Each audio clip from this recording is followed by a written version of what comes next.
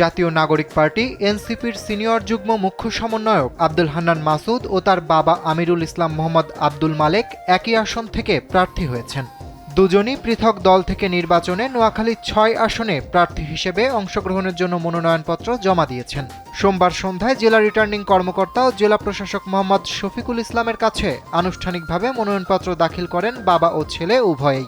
এর মধ্যে আব্দুল হান্নান মাসুদ শাপলাকলি প্রতীক এবং তার বাবা আমিরুল ইসলাম মোহাম্মদ আব্দুল মালেক বাংলাদেশ সুপ্রিম পার্টি বিএসপির হয়ে একতারা প্রতীকে নির্বাচনী মাঠে নেমেছেন। খুলে বলো ফ্যান্টাস্টিক নিমো খালাল বিস্কুট খায় সানিও স্ট্যাটাস দিছে ফ্যান্টাস্টিক। একই আসন থেকে বাবা ছেলে প্রার্থী হওয়ার খবরে এলাকায় চলছে আলোচনা সমালোচনা। এ নিয়ে কৌতূহলের শেষ নেই স্থানীয়দের মাঝে।